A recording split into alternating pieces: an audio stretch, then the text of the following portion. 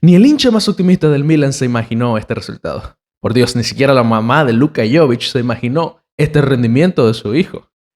Inter 0, Milan 3, figura 2 goles, Luka Jovic. ¿Quién lo diría? Comenzamos.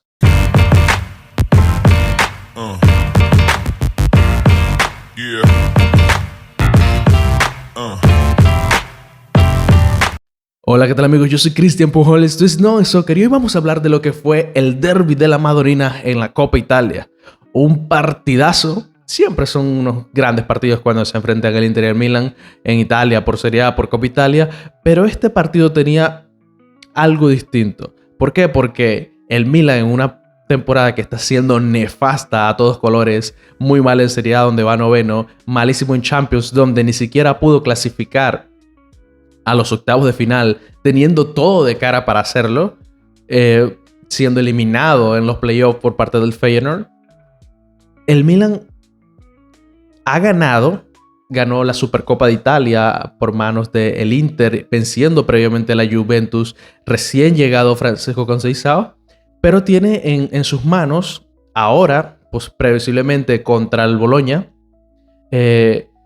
una final en Copa Italia para más o menos acomodar y maquillar la temporada, porque la tiene muy difícil para clasificar a Europa por Serie A, pero si gana la Copa Italia clasificará directamente a la Europa League. Aunque sea como sean las circunstancias, 2 títulos ganar para el Milan en una temporada es algo muy bueno, es algo magnífico, sobre todo para un Milan que últimamente no ha ganado muchos títulos, ha carecido de títulos en los últimos 10, 15 años antes de que salieran Zlatan, Thiago Silva y todos los jugadores de ese último gran Milan en el 2011-2012 que ganaron el último Scudetto con Allegri. Tienen como unos 10, 14 años sin ganar grandes títulos. Solamente ganaron 2. Recuerdo saliendo de esa banterera que ganó con Romagnoli de capitán, ganó la Supercopa de Italia y luego también ganaron ese grandísimo Scudetto con Pioli como entrenador. A lo que voy es, aún ganando estos 2 títulos para un equipo que tiene mucho tiempo sin ganar, pero es un grande de Italia, me parece que la temporada no se va a arreglar.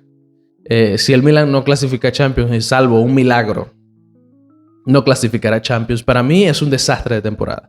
El Milan es un equipo que ya tiene que asentarse en Champions anualmente, y lo había venido haciendo con Stefano Pioli. Este año no lo será, pero tiene la posibilidad de al menos maquillar la temporada. Era algo demasiado difícil de hacer, teniendo en cuenta que del otro lado estaba el Inter de Milán, el mejor equipo de Italia en los últimos años, con Simone Inzaghi, que tienen un trabajo previamente hecho muy bueno desde hace años, desde que estaba Conte, y el Inter estaba vivo en las 3 competencias, va primero empatado a puntos con el Napoli de Conte y está en semifinales de Champions contra el Barcelona, va a cerrar en casa en el Meazza y tenía todas las de ganar en casa contra el Milan para avanzar a final de la Copa Italia y tenía posibilidad de ganar un triplete. Tiene todo viento a favor. Vienen con jugadores muy cansados por estar peleando en todos los frentes y por esta razón Simone Inzaghi decidió salir con algunos cambios, con alguna banca, porque el fin de semana creo que van a enfrentar a la Roma y se tienen que enfocar mucho en Serie A para no perderla por manos del Napoli. Pero también se tienen que enfocar en la semana siguiente que van a enfrentar al Barcelona en Montjuic. Entonces este partido le dieron descanso a Çalhanoğlu, jugó a Asllani por él, jugó Barella, jugó Mkhitaryan, pero no jugó Fratesi, que bien puede ser un titular. Piotr Zielinski aún no vuelve de su lesión. Di Marco recién está volviendo. En los últimos partidos había estado jugando Carlos Augusto. En defensa mucho descanso. De Brick, descanso para Chervi. Jugó Bastoni, sí, pero por el otro lado no jugó Babar, jugó Bisek, que jugó un muy buen partido, sobre todo en el primer tiempo. Y Darmian, porque no ha podido estar jugando Denzel Dumfries. En la punta no estaba Marcus Thuram, que para mí fue una baja tremenda, significativa. Y jugó Mehdi Taremi, que no fue su mejor partido. De hecho, fue un partido terrible de Taremi. Pero aún así, teniendo este equipo, el Inter se ve superior ante el Milan. Un Milan que ha cambiado de módulo, que recién está empezando a jugar un 3-4-3. Y para mí le ha favorecido mucho porque se blinda un poco más en defensa, que es la segunda falencia más grave que tiene el Milan. Porque para mí la principal falencia está en el mediocampo, en la generación de juego y en la contención. Ahora, jugando un 3-4-3, el Milan se convierte en un equipo más compacto porque tiene la obligación de jugar todos juntos, para atacar juntos y para defender juntos, porque si no, simplemente no pueden jugar con ese esquema. Y jugando de esta manera, el Milan ha encontrado algo de solidez y en ataque no tiene que elaborar, sino que simplemente tiene que ser directo. Teniendo a Leao, teniendo a Teo Hernández, teniendo a Pulisic, teniendo a Reinders, teniendo a Alex Jiménez en el banco, Joao Félix, Samu Chukwueze, los delanteros que tienen Luka Jovic, Santi Jiménez y Tammy Abraham, son muy buenos para lanzar contra, son muy buenos en el contraataque. Entonces, desde que el Milan ha cambiado módulo, ha sido muy bueno para ellos. Pero, aún así, teniendo en cuenta todos estos condicionantes, seamos honestos, nadie se imaginó, no digamos una victoria que ya era difícil de imaginar, pero esta contundencia, este resultado final, el Milan ganó 3-0 en el Meazza. Ganó 3-0 ante el todopoderoso favorito, candidato al triplete, Inter de Milán. Y le ganó pintándole la cara. Pero si vamos al partido, el partido es un poco engañoso. El partido empezó, el Milan tenía sus arriones, pero apenas se asentó los primeros 30 minutos, fue todo del Inter. Mike Maignan hizo 3 paradas magníficas. El Milan estaba no hecho un flan en defensa, pero era casi todo el Inter y siquiera despeinarse. El Inter ni siquiera presionaba al Milan. El Milan no sabía elaborar, no sabe hacerlo, no está preparado para ello. Entonces cada vez que el Milan atacaba, el Inter le robaba el balón esperándolo. Lanzaba contras. Di Marco jugó muy bien, y eso que viene de lesión. Lautaro Martínez cada vez que tocaba la pelota mejoraba la jugada. Pero Mkhitaryan, que para suerte del Milan, muchas pelotas cruciales pasaron por él, falló muchas jugadas. De hecho, recuerdo solamente una buena que hizo una jugada a Lautaro Martínez, el balón se lo dieron largo a Mkhitaryan, que la bajó para Lautaro, que le pegó de puntín, casi muy parecido a la forma de rematar que tuvo contra el Bayern Múnich en cuartos de Champions. Pero esta vez no fue gol. Creo que fue la única jugada buena que hizo Mkhitaryan. Todas las demás jugadas las empeoró cada vez que tocó el balón. Ahora, por parte del Milan, resistió estas embestidas, mejor dicho.